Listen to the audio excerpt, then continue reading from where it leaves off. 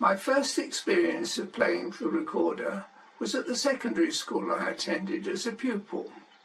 The method of teaching was extremely informal. In fact, it was up to the individual wishing to learn to delve into a box containing an assortment of various parts of a recorder, select and assemble a working instrument, and attend a lunchtime music session. This I did, and from the music written upon the blackboard, each week I learnt to play, together with drums and percussion. Later, I bought myself a better recorder, as I was fascinated by the beautiful, mellow and satisfying sound it produced. The recorder I chose was a wooden Schatz recorder with a plastic mouthpiece. I became further interested in recorder playing when I began teaching, as this seemed the most obvious instrument to introduce to the children at junior school level. I am not altogether in favour of teaching infants to play, as many lack the coordination and breath control to produce the important and encouraging first sounds. Not only did I teach the children to play, but between us we gained immense satisfaction from making bamboo pipes of our own. This was excellent training in pitch when it came to tuning. A visit to the Dolmetsch factory at Hazelmere proved a really worthwhile and memorable experience for me.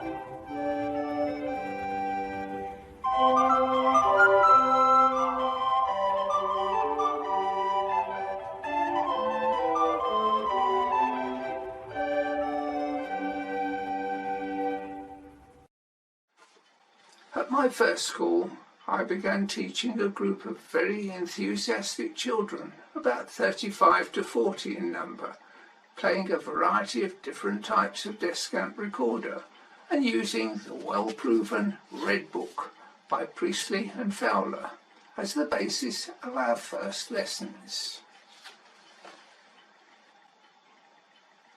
In teaching music, I have always aimed to stress the importance of correct tonguing and careful control of breath pressure and listening intently to ensure good intonation, particularly when playing with others.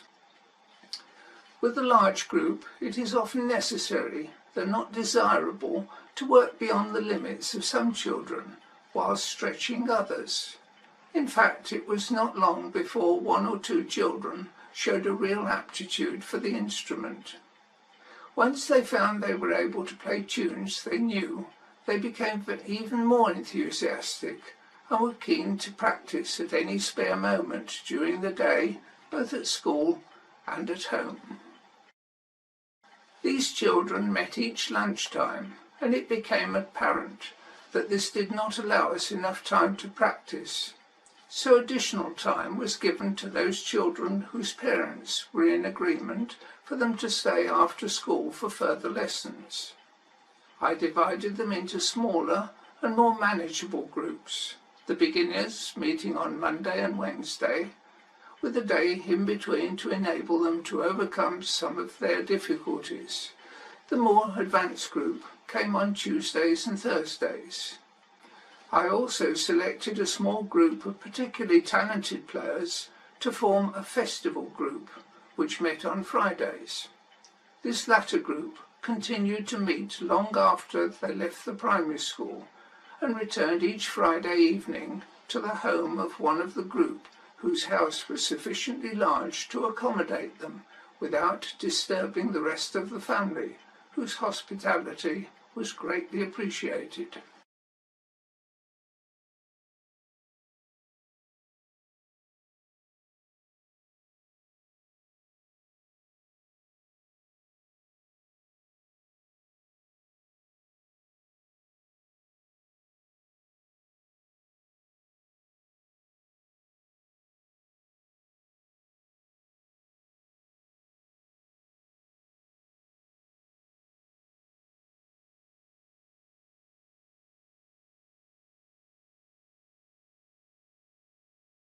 Some of the children were contributing to the musical life of the school by playing hymns in assembly, at the Christmas and Easter concerts, and at any of the school activities requiring the enhancement of the recorders. The middle group progressed so well that I wrote music specially for them to accommodate the instruments they were playing and the type of music within their capability.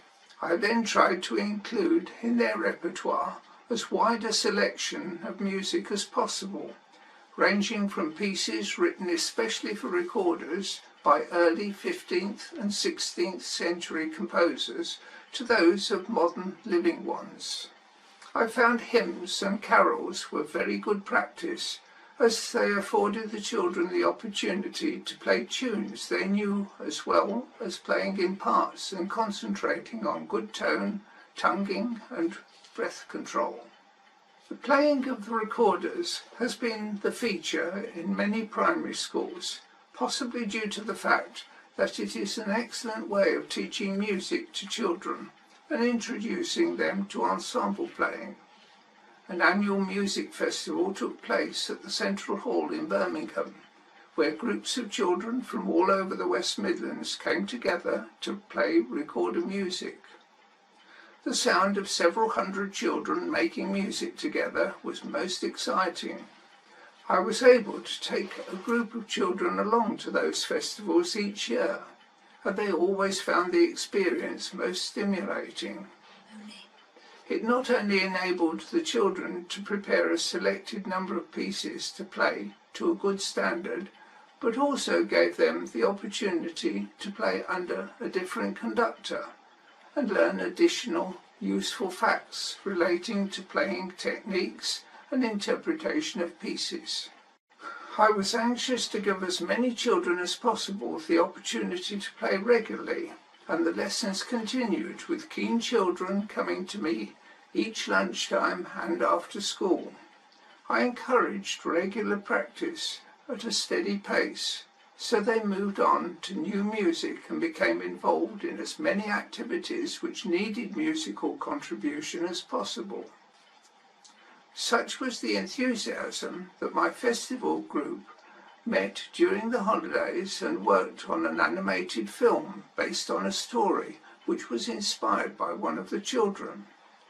I composed the music and the children assisted me with the cutting out of the figures for the story, which we filmed and finally added a soundtrack of commentary and music. The finished result was submitted to the National Amateur 10 Best Film Competition, where it gained a 4-star award.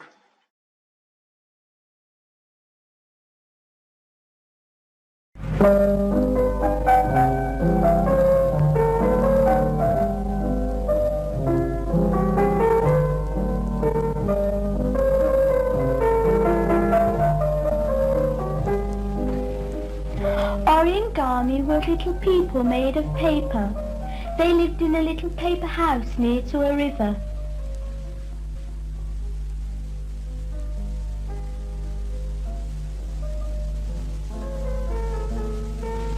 Every morning Gami would look out of the little window of his little paper house and watch the sun rise over the distant horizon. As he went down to his little fishing boat, he would often look up into the sky at the bright yellow sun and wonder where it went to each evening before it appeared again the next morning.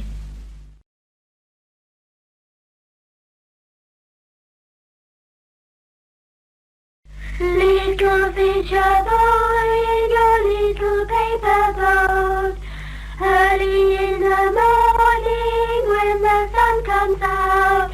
Happy little fisher boy, fish till evening comes.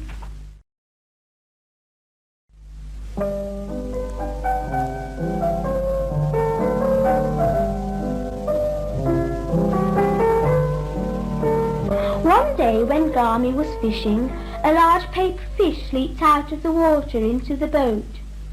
Pingu, for this was the fish's name, asked Garmy if he would like to see the golden palace of the great sun god Apollo.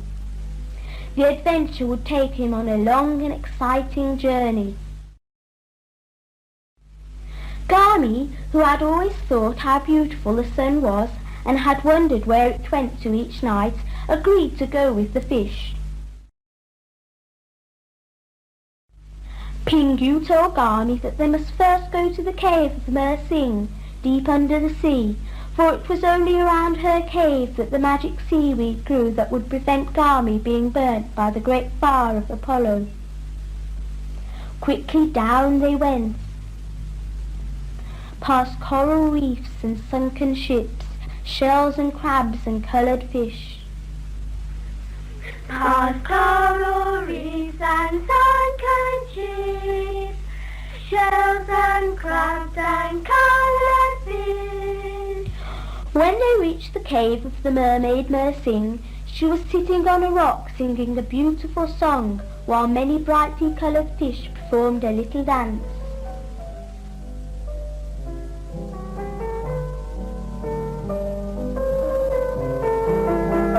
At the end of her song, Mersing gave Garmy the magic seaweed and told him that he must next go with Hai Ling the seahorse to find Tararillo the flying fish.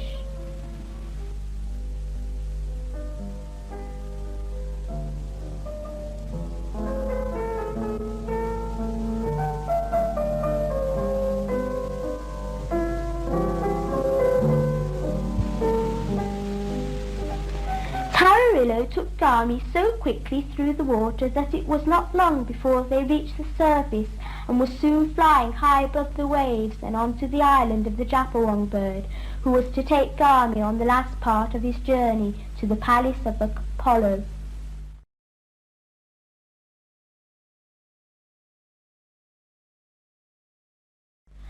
When Garmy arrived at the island, he saw the most beautiful flowers and the strangest birds and butterflies that he had ever seen. Brightly coloured birds were singing and flying in large circles against the pale blue sky. Listen to the birds sing gaily as the sun shines brightly by the willow gently swaying in the breeze. Pretty butterflies their endless journey fly about the brightly coloured flowers. See the circling seagulls overhead fly homeward. The sun is setting in the west.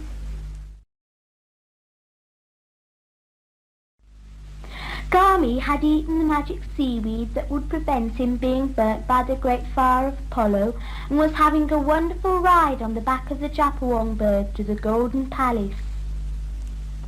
Garmy told the Japawong bird that he wished Ori was with him, for he felt sure that it must be quite dark over the river by now, and Ori would be worried because he had not returned home.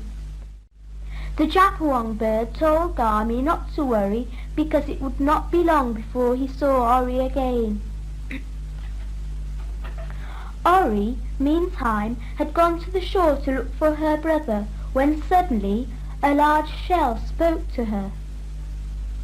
"You must sing the song of the silver star, whereupon one of Nocturne's messengers will come down from the sky and take you up to the golden palace of Apollo, where you will find your brother Garmy." Little star, oh little star, please take me to your nightly king, that I may there my brother find. Here is my little song.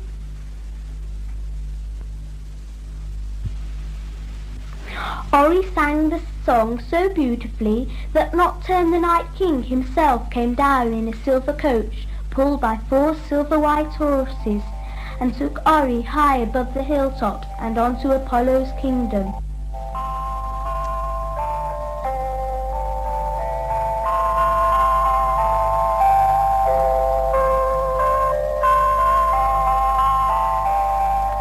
Imagine Garmy's surprise at finding Ori at the Golden Palace. Apollo made them both very welcome. Great God Apollo, King of far and wide, rules o'er his kingdom with majesty and might. Great God Apollo, King of far and wide.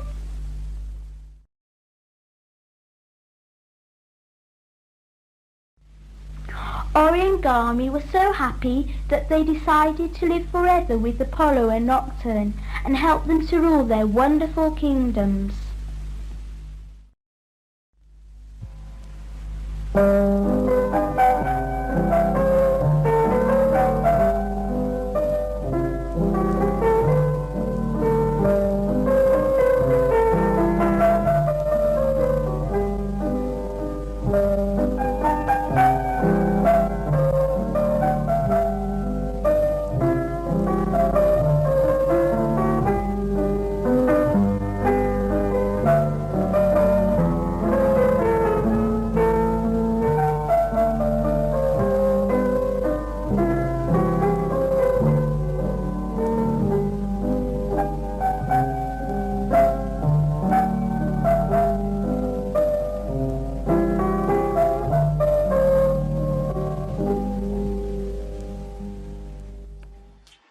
The Land of the Rising Sun proved to be a most absorbing and worthwhile experience for both the children and myself, and one which they still recall with considerable pleasure, even though it was created many years ago.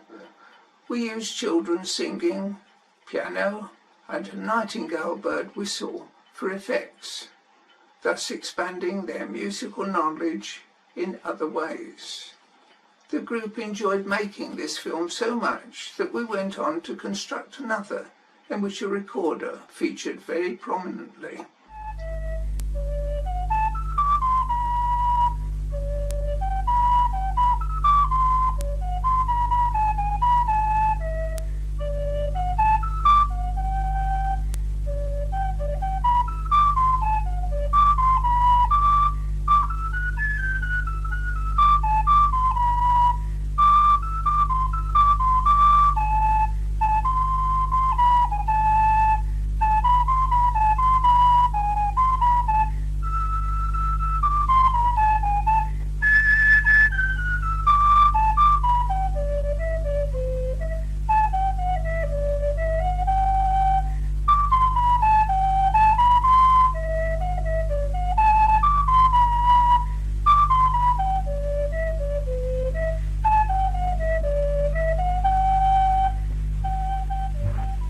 At the edge of the wood a cottage stands, a birthday treat is near at hand. Jennifer is 6 today, her father gives a pipe to play.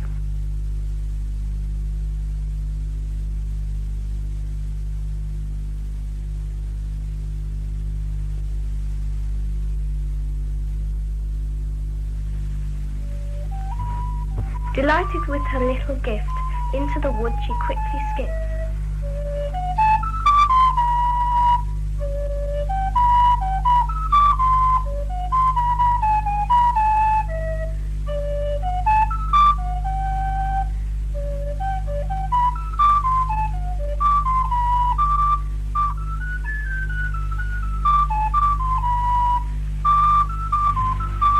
A gnarled old tree before her stands, a way inside is near at hand.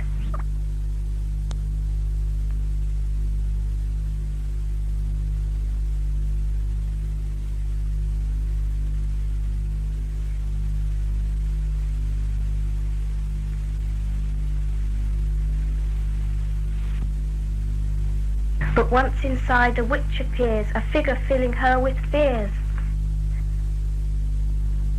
Old witch, discord is my name. My spells will quickly make you change. A drum to beat at first I'll try. Rapping sticks will make you cry.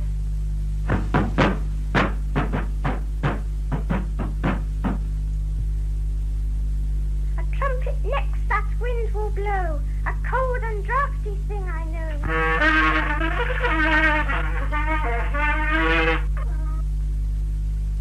Piano grand to thump upon, too heavy far for one so young.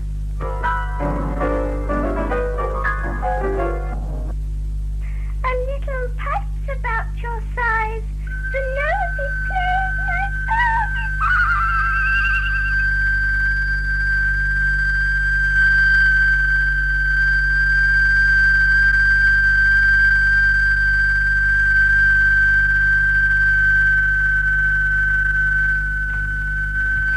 The beauty of the note restores the evil done by witch discord. She vanishes from human view, the spell-changed children live anew.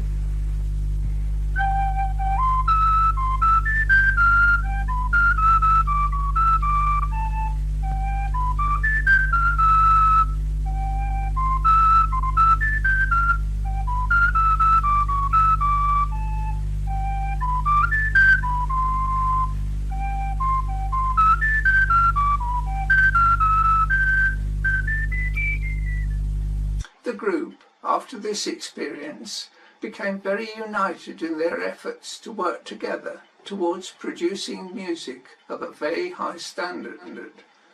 Although I prefer to keep certain players on the same instrument, I like the children to be confident enough to take on other parts and to be versatile.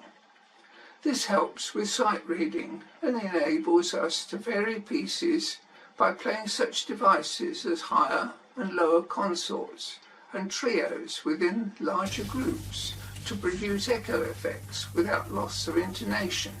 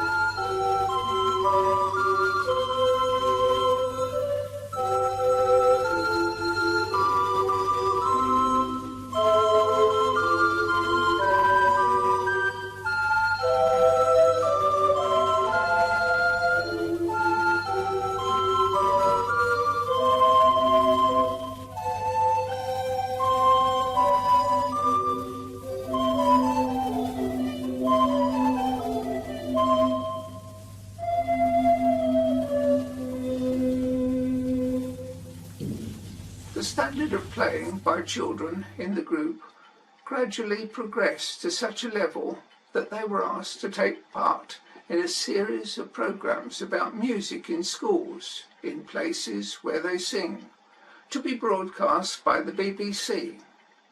For this important event, we had to aim at the highest possible level of performance, listening to each other to be absolutely in tune, to ensure accurate tonguing and good breath control. All this is excellent training in recorder playing and essential to a polished performance. The children remained as keen as ever and thoroughly enjoyed what was to prove important in preparation for future playing.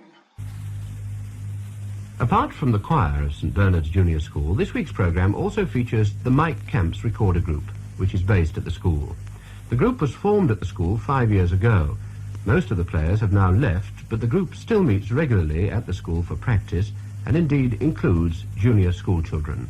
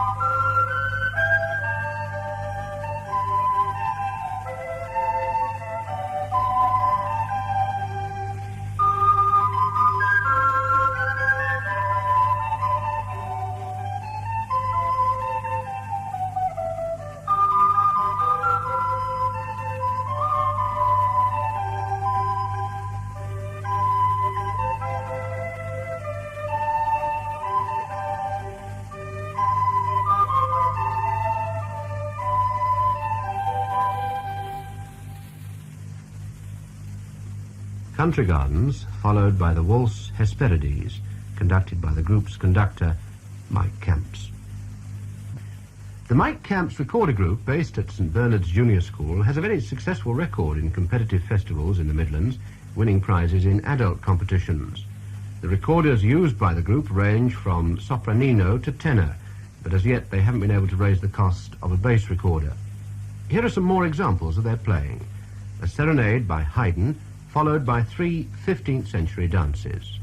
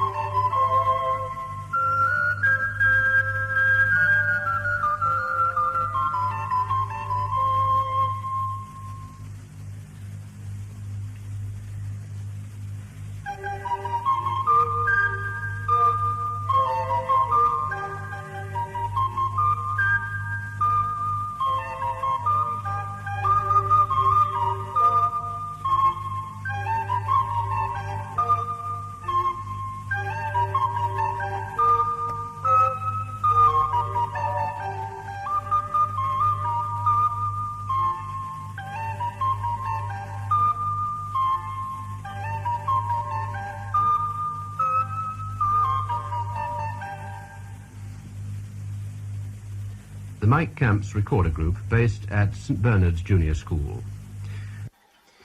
Apart from our regular weekly practices, I wanted the children to have a wide knowledge of recorder playing.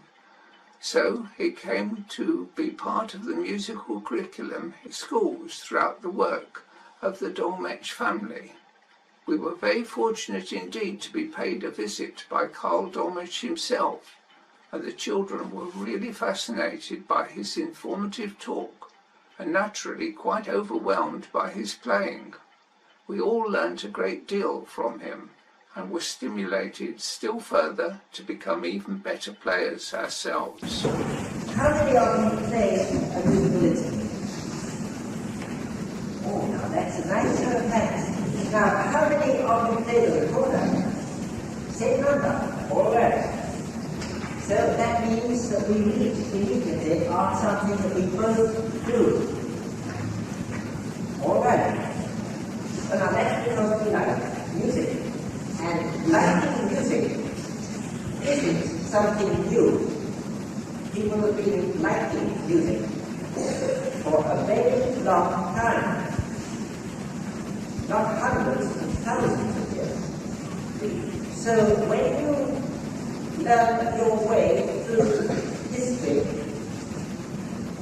you will also know that the people you're reading about, many of them, like music just as much as we do. They made their own tunes. They had their own pop music, but not like ours. You know what we call pop music, don't you? Well, would you like to know what Henry VIII and Queen Elizabeth would call pop music? Yes, this.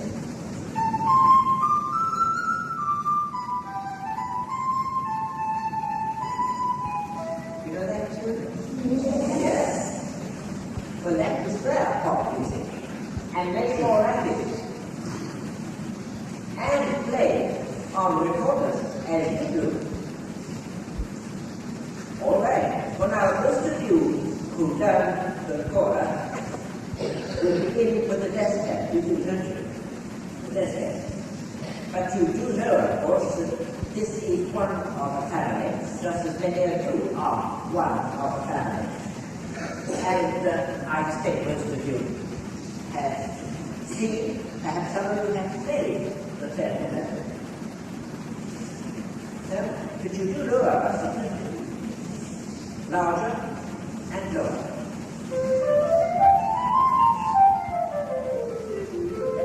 And with a different kind of voice.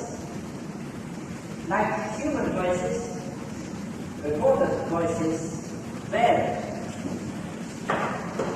Well then, if your hands are large enough, you can practice a tenor.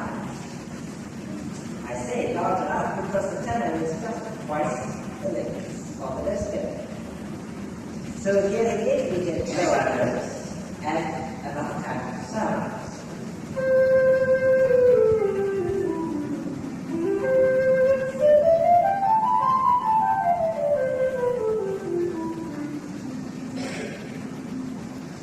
But that isn't the largest. Just as you have a cello and a violin family, so you will have a bass instrument in the recorder family. So there is the bass recorder, and here, in contrast, the soprano. Can some of you play a soprano, do you? No? Well, just because you need large hands for this, you need much smaller hands, especially small fingers, to get them on these very small holes. But let's have the bass first.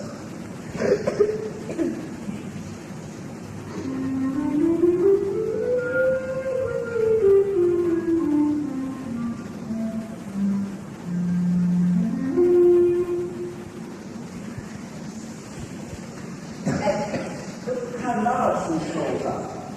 Small fingers to form right inside.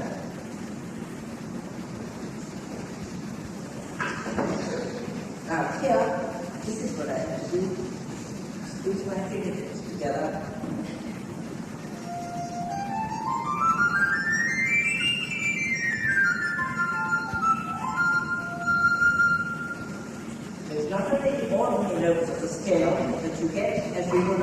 right keys of the piano that you get all the blacks as well as the white notes.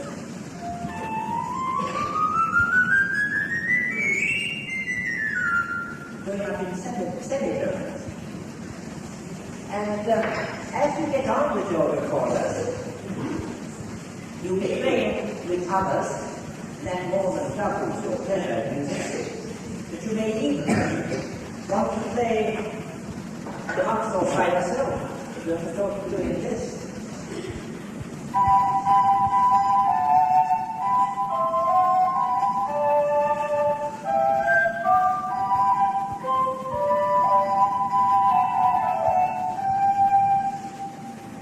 You see that? You will one day.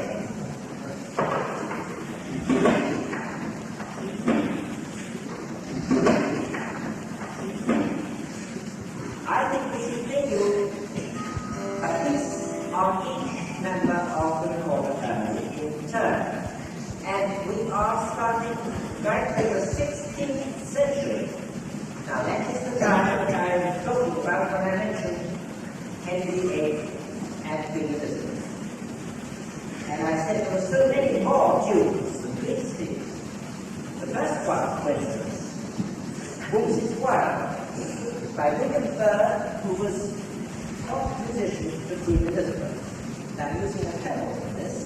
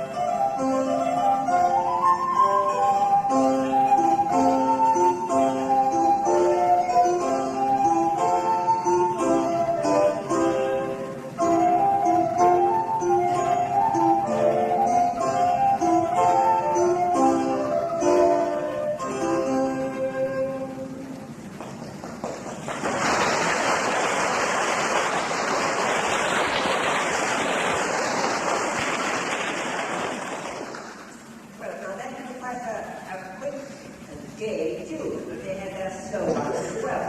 And it's a slow one I'm going to play on the tenor. This one is called Western One.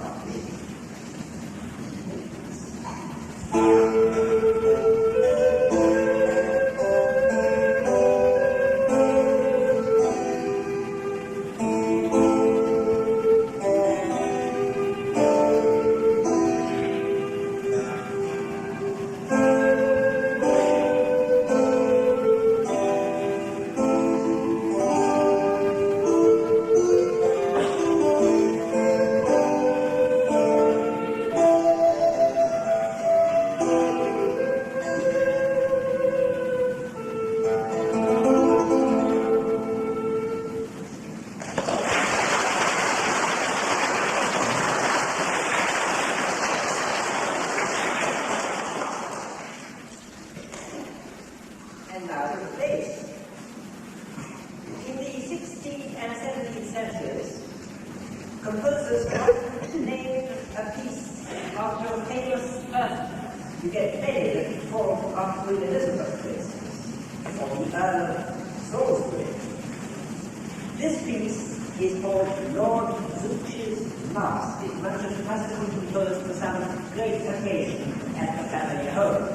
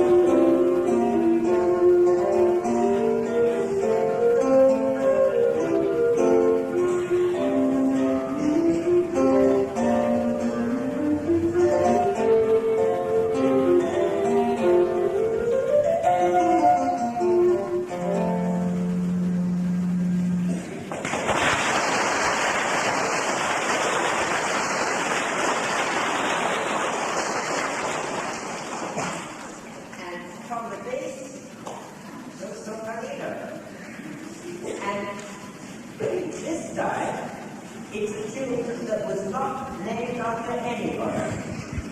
In fact, it's called Nobody's Jig. Now, a jig is a dance, and it's a lively dance. So, this is going to be a lively tune as well.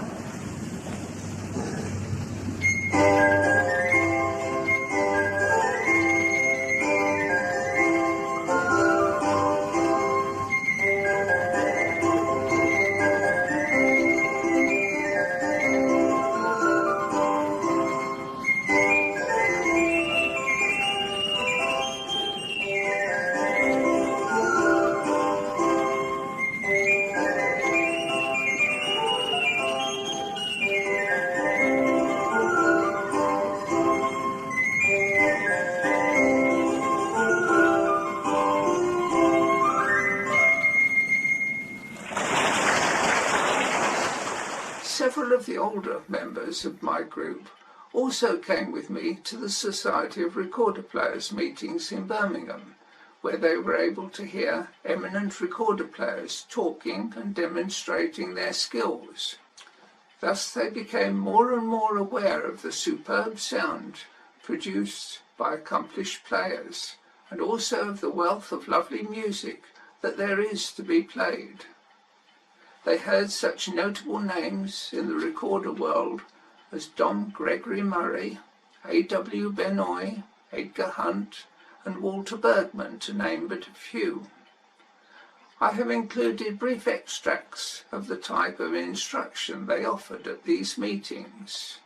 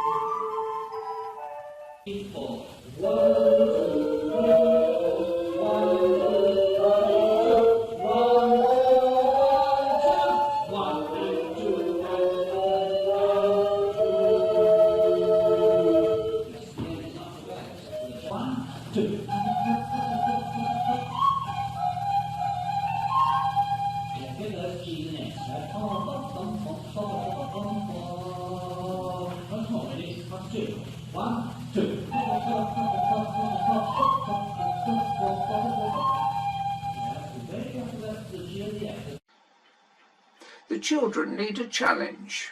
They need to have an aim to work towards. So I decided to prepare them for the Trinity College examinations. Trinity, I discovered, were offering examinations in ensemble playing, which filled our requirement of a positive aim exactly. The children worked studiously at both individual and group examinations, culminating in our entry for grade 8, where the group were awarded an honours mark of 93, which was beyond all our expectations. Work for this examination necessitated not only learning the techniques of recorder playing, but also acquiring an understanding of the theory of music too. It required tremendous discipline on their part, but they were so thrilled to achieve such a splendid result that they all felt the effort was well worthwhile. The pieces they were required to play often did not appeal to them at the time, but later on, the Fricka Suite was one which they really enjoyed playing.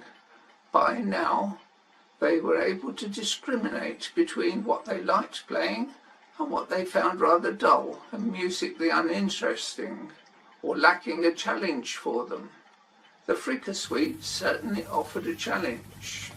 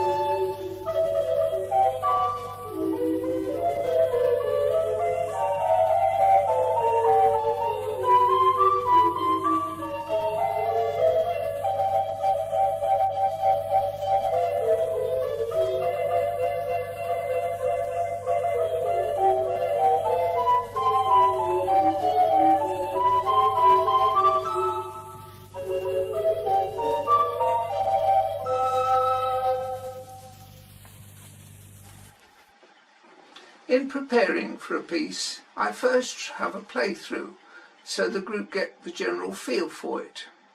Any particularly tricky timing difficulties are sorted out at this stage. Sometimes it is necessary to separate the parts and allow, for instance, the basses or tenors to go through their part on their own, and for the other players to listen carefully to see how their parts fit in. Often I have the outer two parts playing together. This gives a clearer separation and is easy to follow. Phrasing and the working to cadences is always borne in mind together with the dynamic indications. In order to ensure clean endings to phrases, each player has always been encouraged to keep a careful watch on my beat and other indications. Rests, too, are as important as notes, and these must always be given their correct value, taking into account the acoustics of the room or hall we are playing in at the time. These conditions can vary considerably and make a decided difference to our actual performance. As intonation is vitally important, and recorders in particular can vary greatly through temperature and breath pressure, I have found it very useful to select a chord at a phrase ending and build this up through the parts, asking the players to listen carefully and note the breath pressure required to bring the chord exactly into tune. By listening to the sound that is required at this point, the players can mentally hear and bring these chords into focus. By the time most of the children had left the primary school and were attending various secondary schools in Birmingham, we still kept up our regular rehearsals on Friday evenings. Their loyalty was tremendous. They came despite the pressure of exams and other school commitments, and even came on one dreadful night during a storm from the other side of town, drenched, and proceeded to play through many loud claps of thunder, undaunted. So we worked steadily on and decided to enter festivals in order that we should have a further aim and standard to work for. It also offered us the opportunity to listen to other groups and learn from their playing. We visited Solihull, Dudley, Leicester, Northfield, Catshill, where we came first on 7 consecutive years, and Birmingham, amongst others. We derived a great deal of pleasure from playing to audiences and adjudicators who were able to give us many useful criticisms and comments to assist us with our playing.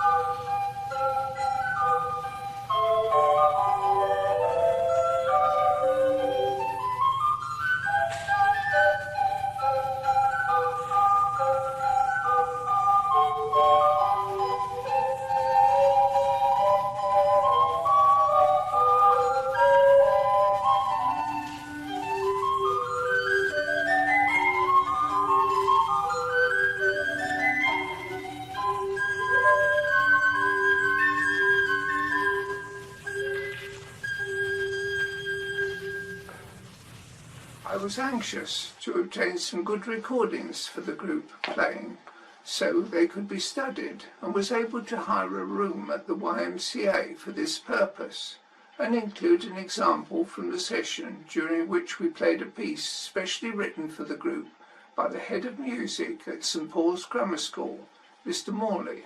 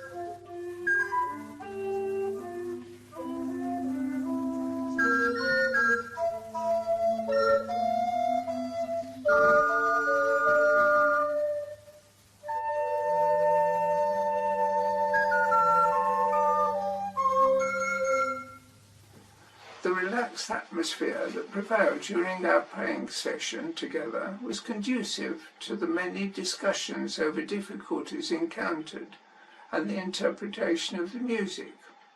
Mr. Morley's sonatina was one item that we included in a set of pieces which formed our contribution to a concert at Cars Lane in aid of the Save the Children Fund. Thus, the group was not only playing in competitive festivals, but giving their time and talents as recorder players, contributing to various concerns, including special services at my parish church, Holy Cross. Each year, a group of children from my school attended the West Midlands Recorder Festival. It never failed to impress us all, the incredible sound created by hundreds of children playing together, both learners and experienced players. The pieces chosen were so varied that they suited all tastes in music, as well as catering for the different standards and ability.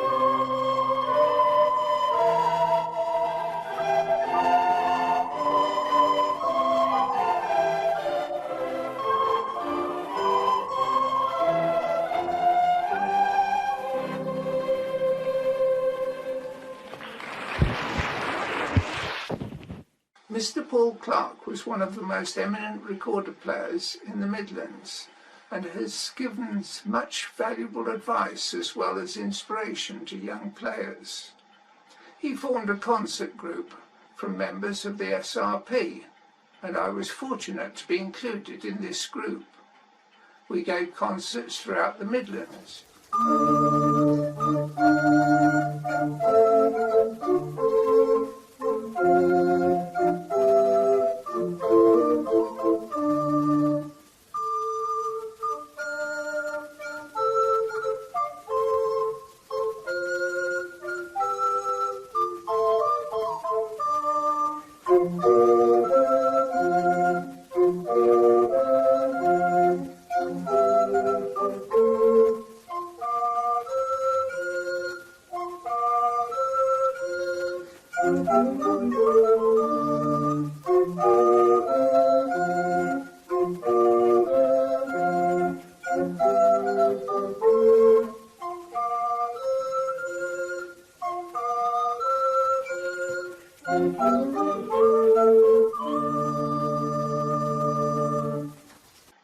Christmas is always a time for music, and the recorder, in its simple, humble way, lends itself so well. The group has always enjoyed playing traditional carols, as well as modern arrangements at the church and other places, including the Fallens Hospital, where the patients were a most receptive audience. By now, the group was becoming versatile and experienced. Its players were capable of playing one of the smallest instruments of the consort, the sopranino, as well as the bass recorder. They appreciated the challenge of playing one to a part, which made them rely entirely on themselves as individuals, playing accurately and in tune, but also as a united ensemble. They also became very aware of a range of contrasting styles of music written for the recorder. Whilst having certain favourite pieces, they were always open-minded enough to allow less interesting music grow on them, which it did. Over the years, I have introduced children to a number of pieces by James Hook. They have derived much enjoyment from playing these, as they contain very pleasing melodies and fine harmonies, as can be heard in this extract from the performance at Holy Cross Church.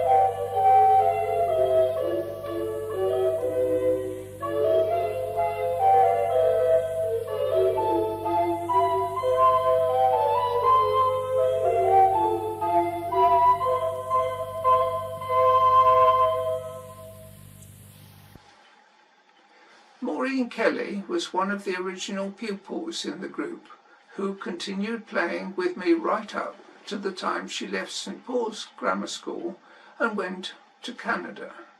She had a very fine tone and was a good sight reader from the very early stages, so I took her through Trinity College examinations and a number of those set by the London College of Music, and prepared her for the demanding ALCM, which she passed. She enjoyed arranging tunes and completed a most pleasing arrangement of Little Donkey, which the group thoroughly enjoyed playing with her.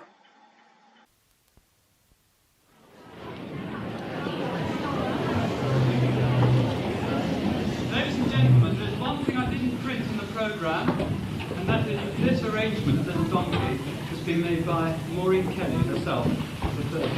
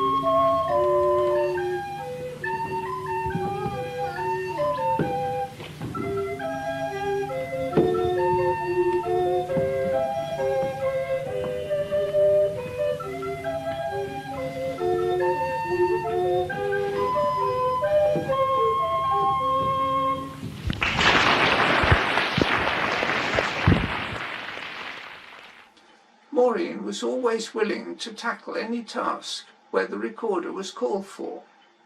On one such occasion, a rather tricky piece was needed to accompany a set of slides at a local photographic society.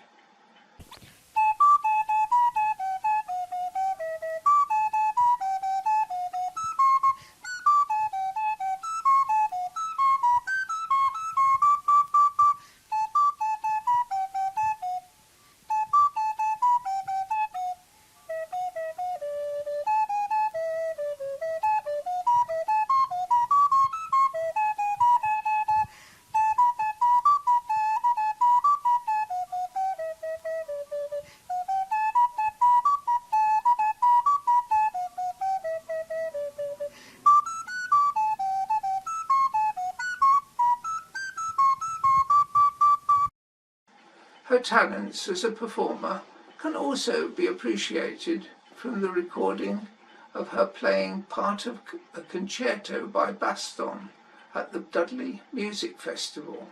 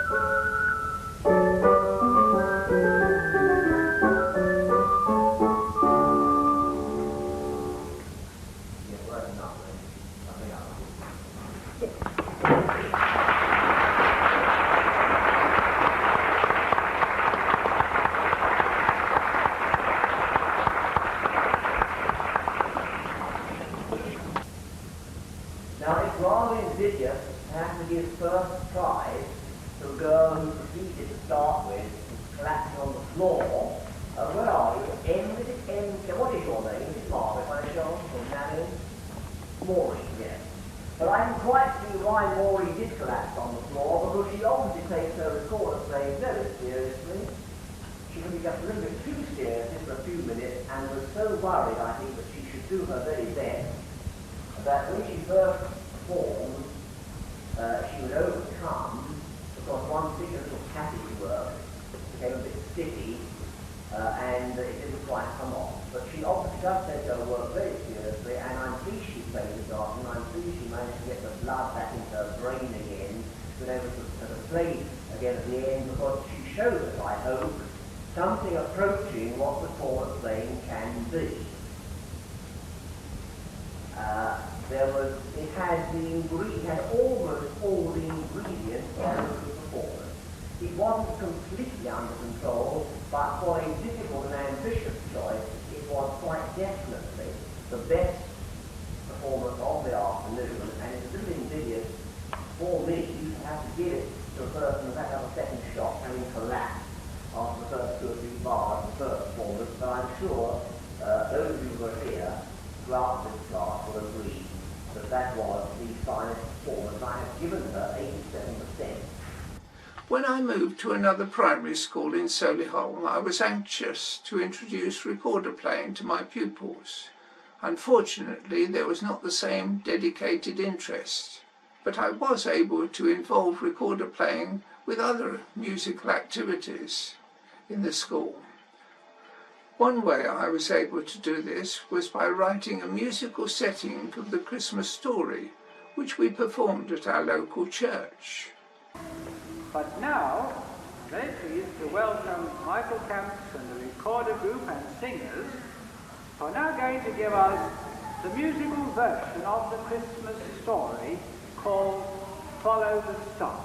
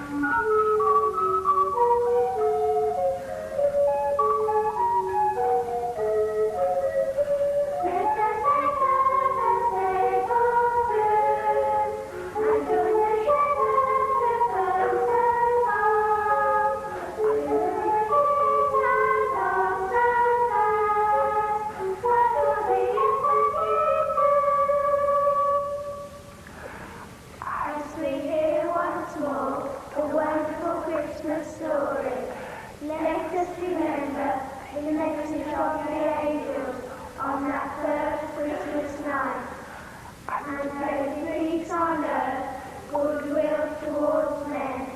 Be our thoughts for this Christmas tide, and in the new year ahead.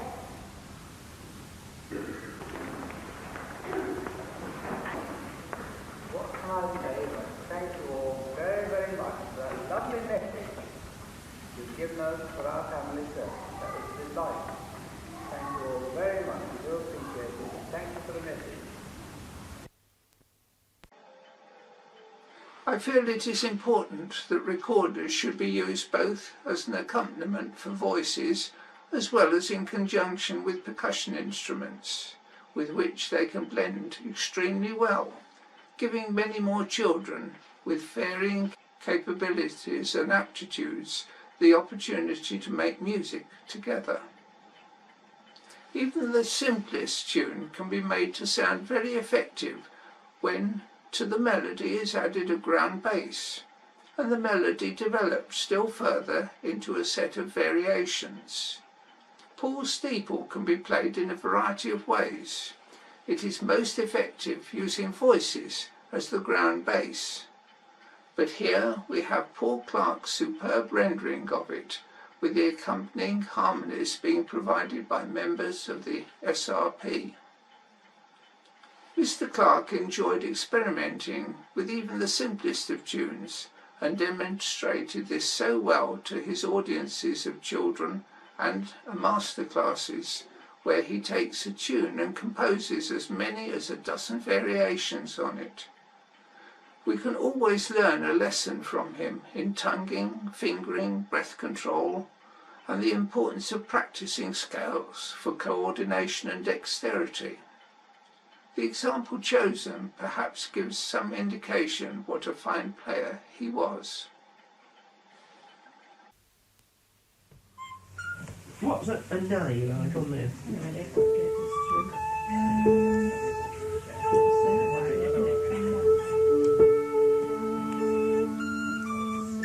Okay. Do bass start, is that right? 2, 3.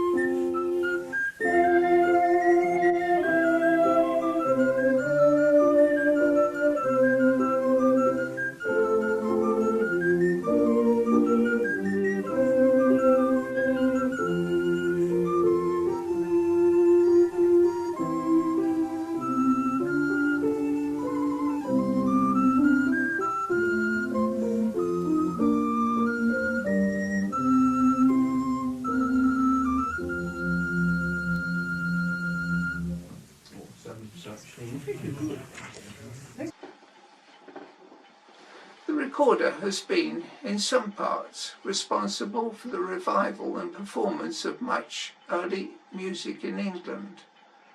David Munro, a most remarkable musician, did a great deal to dispel the idea commonly held that the recorder was simply a toy for children to learn before they progressed to a proper instrument, such as a flute or clarinet.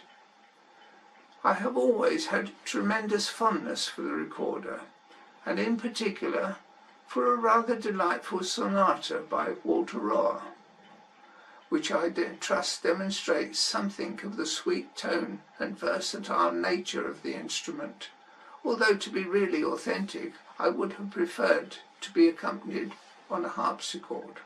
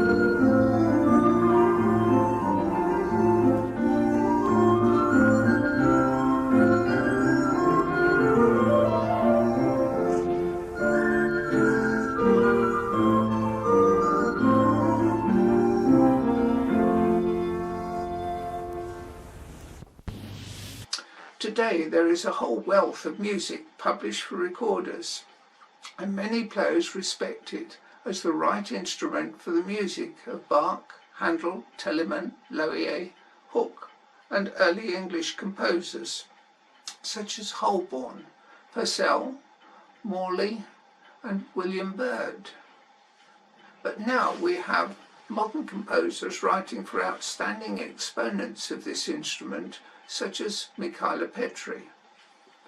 I was particularly pleased that my children, despite living in a modern society where pop and rock music seems the most acceptable choice for teenagers of today, were able to enjoy playing a very varied repertoire of pieces, including the very exacting, and to some listeners rather strange composition, the Fricker Suite. The group have also played more robust pieces such as Hoedown and Rumba by Brian Bonsall, an arrangement of Scott's Joplin's The Entertainer and Eye Level. However, that above all else enjoyed sharing the enjoyment of making music together with others. I trust that over the years I have, through them, not only been able to give pleasure to others, but also given them something really worthwhile to take with them through their lives. Perhaps it is fitting, therefore, that the one piece we really enjoy playing, whenever and wherever we meet, is the piece that concludes this reminiscent journey of the musical life of a very loyal and dedicated group of musicians. Lead Me, Lord. Now we have one final piece from the Mike Camps Recorder Group, Lead Me Lord by S.S. Wesley.